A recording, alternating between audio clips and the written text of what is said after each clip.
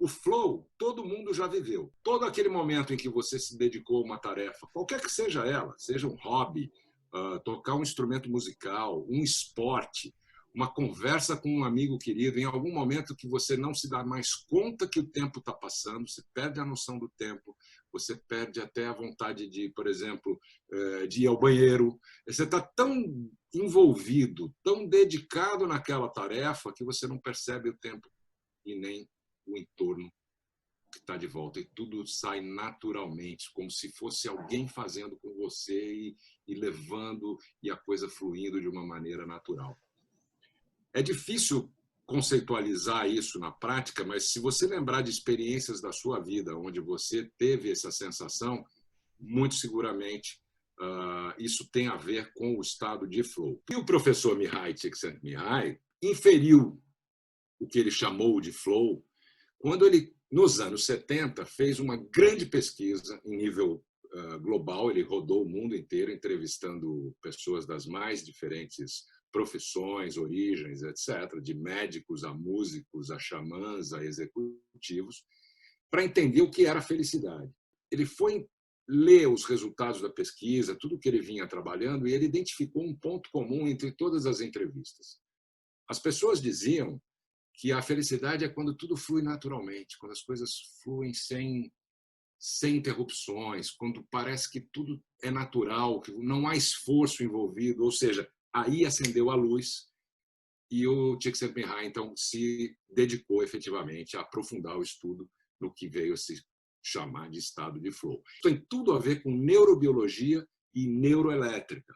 O cérebro é um órgão elétrico, mas o cérebro também comanda as descargas de dopamina, serotonina, adrenalina, cortisol, cada um com a sua função, mas quando em excesso, tanto um como o outro podem trazer dificuldades para o indivíduo. O que é o flow? O flow é uma condição que você ativa no momento em que você tem, e isso é um clássico Csikszentmihalyi, esse gráfico foi desenvolvido por ele. Você tem ali no eixo vertical o nível de desafio, mais alto, mais baixo. Aqui no eixo horizontal, mais habilidade para enfrentar esse desafio ou menos habilidade. E o flow acontece quando há um casamento ou uma paridade, não precisa ser exata, aliás, de preferência, se o desafio for um pouco maior, mas você sabe que você dá conta, é ali que você ativa o flow. Então, explicando um pouco mais. Se você entende que quando você tem uma habilidade um pouco mais reduzida para um desafio que pode ser muito alto, você está nessa região de apatia, de tédio. Quando você tem um desafio que realmente seja muito alto e a sua habilidade talvez não esteja naquele momento de enfrentar aquele tipo de desafio, você pode correr o risco de estar num mundo de preocupação, ansiedade, até medo pode surgir. Ao contrário, se você tem bastante habilidade e o desafio é uma coisa corriqueira, você vai ficar entediado. Definindo o flow. É o mesmo quadro, vejam só. Traduzindo aqui, skills, habilidades, mais alto, challenge, mais alto ou menos alto. Só que aí, quando você chega num ponto em que o desafio é muito difícil, né? Tá aqui em cima, way too hard, muito difícil, para você ativar o flow, o que você precisa fazer? Aumentar as suas habilidades. Portanto, o processo é dinâmico. Você força a si mesmo, de uma forma positiva, e a equipe, ao time, se for numa empresa, por exemplo, a estar sempre aprendendo, a estar sempre adquirindo uma habilidade nova, a estar sempre se aprofundando na sua competência para que o flow seja sempre mantido. A gente fala sempre de lifelong learning, né? De estar sempre aprendendo, de estar sempre se desenvolvendo. Me parece que aquela primeira fase de apatia ou de comodismo é meio a nossa zona de conforto. Aquela fase de ansiedade é meio aquela zona do pânico, né? Que você fica, e agora? E a fase que você diz que é do flow, eles chamavam de zona de learning. Só que eu acho que aqui tá mais interessante por causa disso que você falou, que é esse stretch, para a gente ter que aumentar a habilidade, que a gente precisa desse desafio, né? Porque senão, de novo, você é puxado mais para a zona de baixo. Então, você não quer entrar em pânico, mas ao mesmo tempo você também não quer ir para a zona de conforto. Eu achei Olha que interessante que você falou agora da questão do zona de conforto ou estar preocupado. Nós estamos falando de deslocamento temporal. Porque o flow só acontece no momento presente, no aqui e agora. Quando você está hiperfocado, você está inteiro naquela atividade, que parece que você está fundido com aquela atividade, você é um só com ela. Então, o deslocamento temporal é o seguinte: a gente vive a maior parte do tempo da nossa vida ou se preocupando com o futuro, que a gente não sabe, é uma possibilidade, ou remoendo pensamentos do passado que já foram.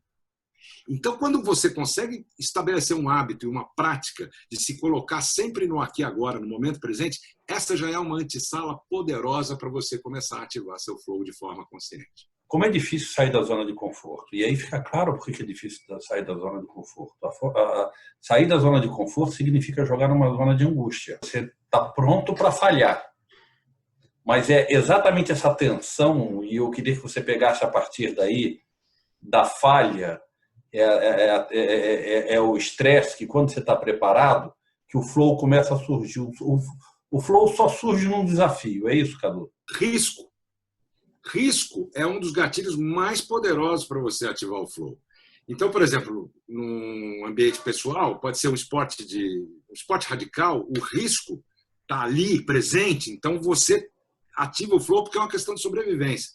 Numa equipe que está trabalhando junto numa empresa, você tem prazos, você tem budget, você tem problemas que podem acontecer no processo que cada vez é mais rápido, ou seja, risco é um componente importante, é um gatilho importante, e ter um objetivo claro, um desafio claro estabelecido, é outro gatilho importante. Então, são vários, individuais e coletivos, que passam pelo âmbito da psicologia, ou seja, gatilhos mentais, foco, concentração, feedback imediato, contínuo, essa relação do desafio e da habilidade que eu mostrei aí nesse quadro, curiosidade, medo, enfim. Você tem gatilhos ambientais que têm a ver com o lugar que você está tentando ativar e viver o flow. Então, você tem as consequências daquilo que pode estar, que você está envolvido. Você tem um ambiente diverso, riquíssimo, que o teu cérebro não está acostumado. E pensa na seguinte cena: você vai para uma cidade que você nunca foi na sua vida. Você nunca esteve naquele lugar. Então, você está andando numa ruazinha, de repente você vai virar à esquerda para entrar numa viela. Teu cérebro fica louco, porque ele não sabe o que vai acontecer. Ele não sabe o que vai ver. E o mundo VUCA, na verdade, é um parque de diversões, no bom sentido, para ativar o flow, porque ele é volátil, incerto, complexo e ambíguo. Tudo que o cérebro não gosta. O cérebro gosta de prever, gosta de antecipar, gosta de racionalizar. Mas quando ele se vê privado disso, outras áreas, aí eu estou falando de córtex pré-frontal, né? Outras áreas do cérebro começam a entrar em ação. E aí a coisa acontece. Por isso os gatilhos são importantes para construir essa visão. E tem, claro, os gatilhos sociais também, né? que tem a ver com uma comunicação constante, que tem a ver com feedback, tem a ver com um grupo que está junto, se conhecer bem. Aqui, só para a gente ser didático, eu queria começar do indivíduo e depois ir para o grupo. Então, para nós aqui que estamos te ouvindo, quais são aqueles princípios que nós temos que respeitar para nós podermos entrar no flow?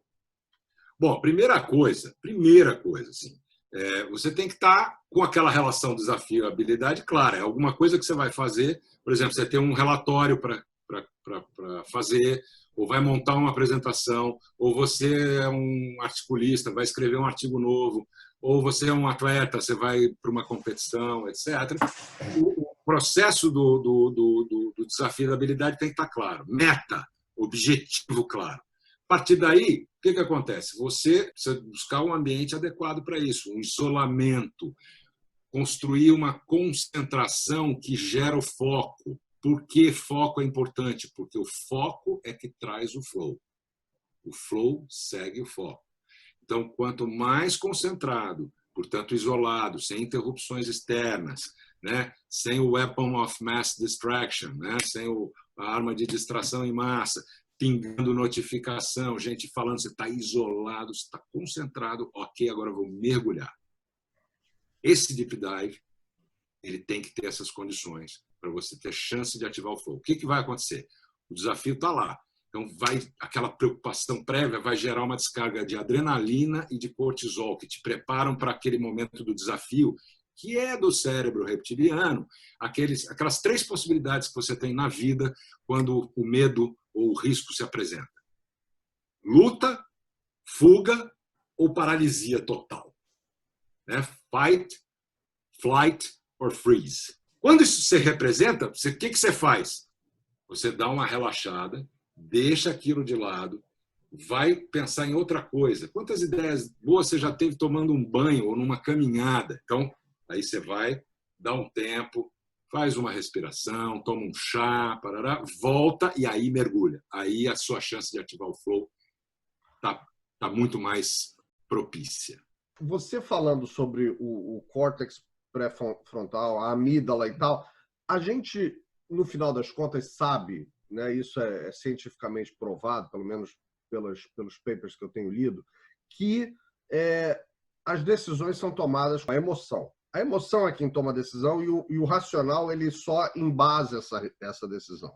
E você fala que no estado de flow a gente precisa estar liberando, ou de alguma forma a gente entra nesse estado emocional onde a gente toma essas atitudes e a gente é como um balé, né? Você vai dançando sem estar pensando muito no que você está fazendo. Você não está lendo o script, você está realmente interpretando, né, de corpo e alma. De certa forma, tem essa coisa da gente também racionalizar, que é importante, né? Especialmente quando a gente está no ambiente empresarial. Eu acho que o nosso gut é super importante, mas é importante a gente também ter o racional, né? Considerando que você vai desempenhar determinada tarefa, ou um projeto, ou um desenvolvimento de produto, ou o que seja, considerando que você tem todos os elementos, você está mais seguro para ativar e acessar outras áreas. Existe uma rede neural que liga o estômago ao cérebro.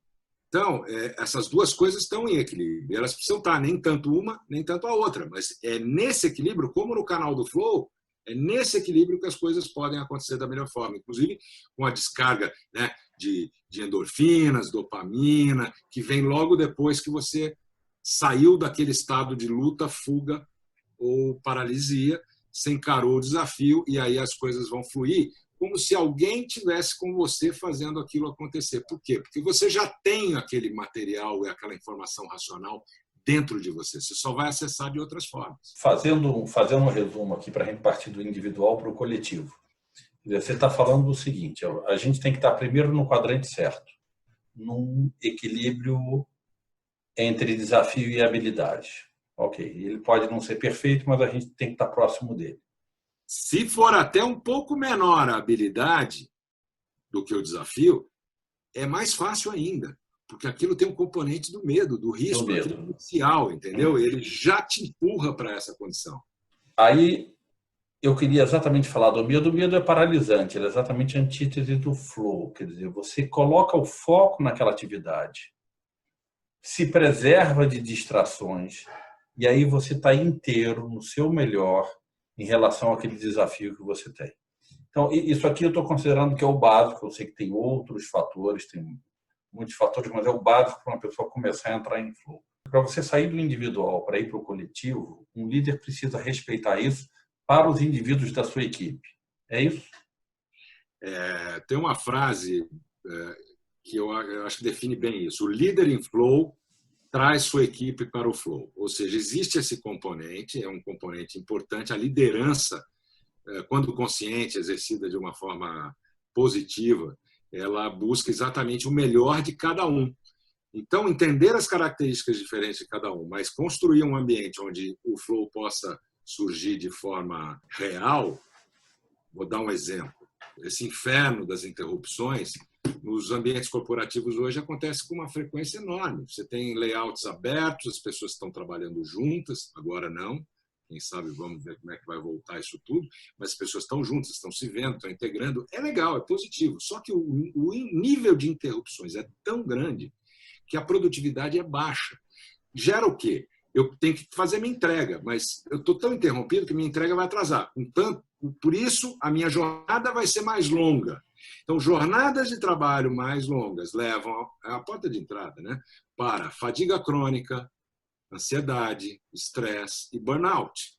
Então, quando a gente fala numa flow-oriented enterprise, né, uma companhia focada em flow, a gente está falando de saber um dia da semana que eu sei que não vai ter reunião, ninguém vai me interromper, ter lugares Hoje está começando a ter aquelas cabines para uma pessoa, para duas pessoas, ou salas de reunião inteiras, com aviso, não entre porque a gente está em flow.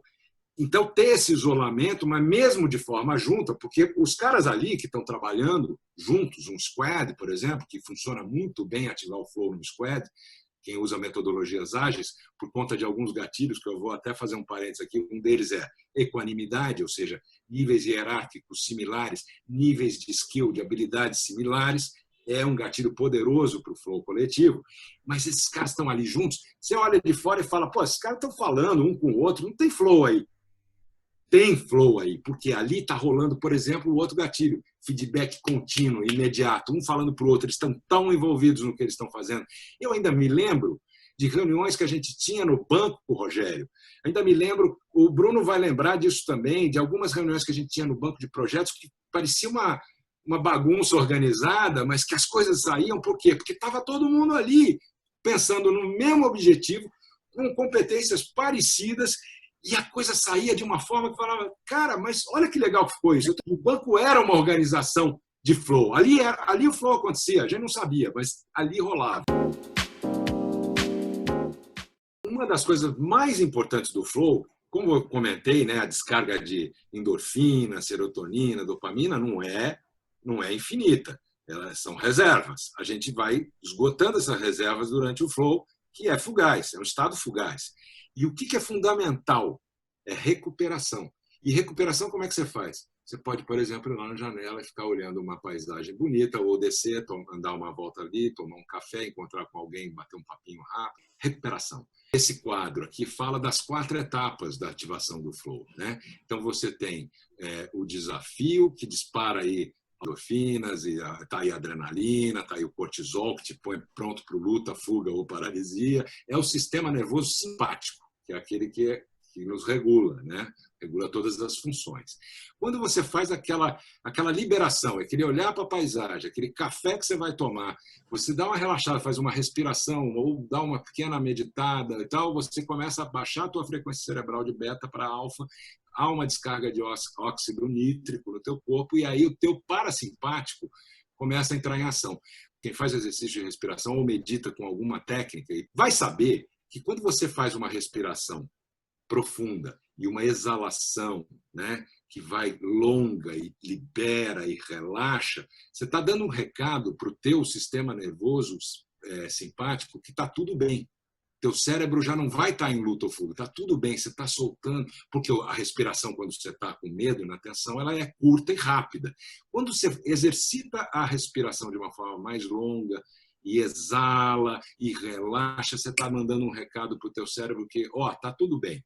E aí a chance de você evoluir para o terceiro momento, que é entrar no flow, é grande, onde aí entram as descargas de dopamina, endorfinas, anandamida. A oxitocina, por exemplo, é a mãe com o filho, quando vai dar de mamar o filho. É natural, ou seja, a gente tem todos os componentes que a gente precisa dentro do corpo da gente. Só que se eu não chegar lá no quarto, que é voltar para esse momento de recuperação, eu não consigo seguir fazendo. Por isso que eu falo que o problema das empresas é que os caras acham que fazer o trabalho e a jornada de trabalho é uma maratona, e não é. São pequenos sprints ao longo do dia. Vários pitstops, para quê? Para recuperação dessa energia.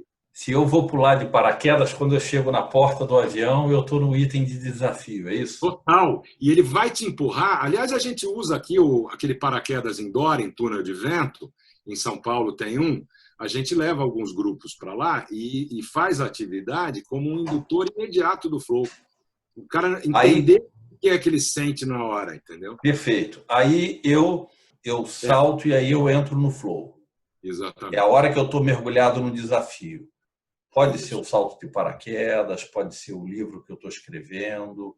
Eu estou ali no flow. Qualquer tarefa, qualquer atividade. E aí, então, eu termino e eu entro, então, é claro, eu devo estar com um nível de esgotamento grande, eu entro na fase de recuperação, fazendo a analogia do paraquedas, ali seria a hora da cervejinha.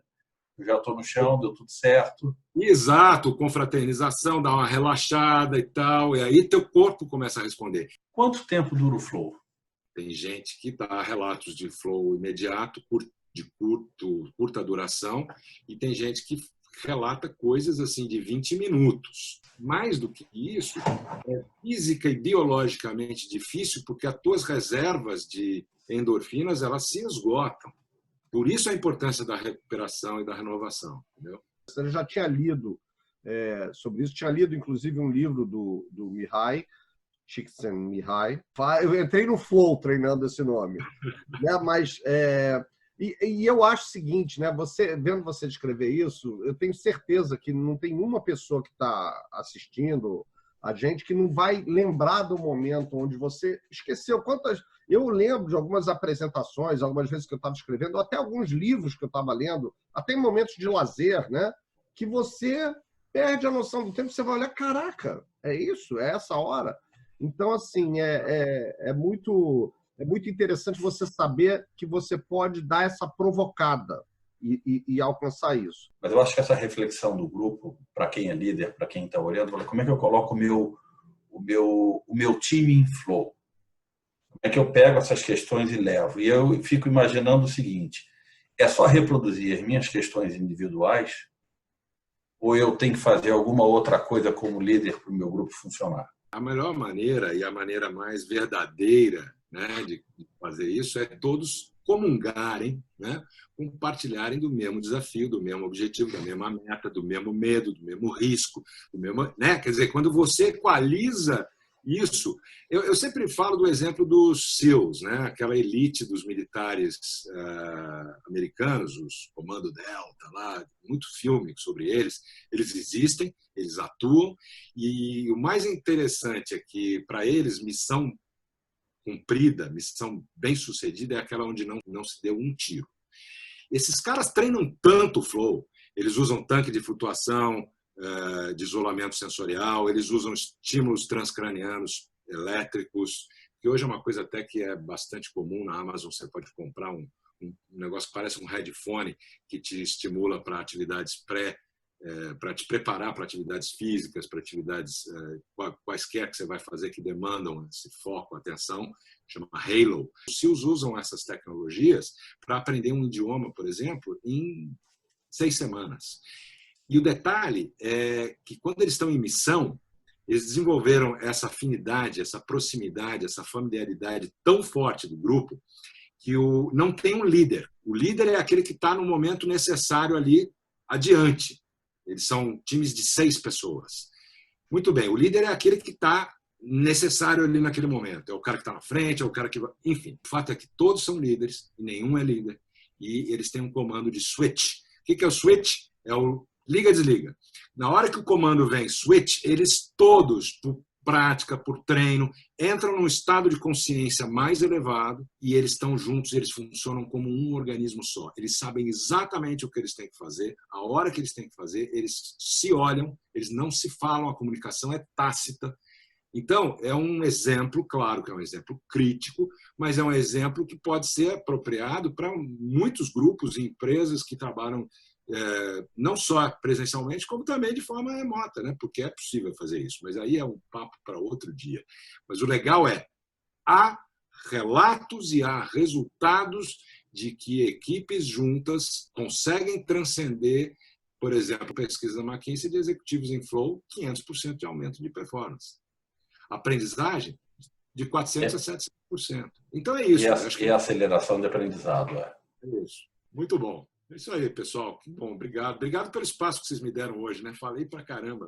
Um abraço, turma. Tudo de bom para vocês. Tchau, pessoal.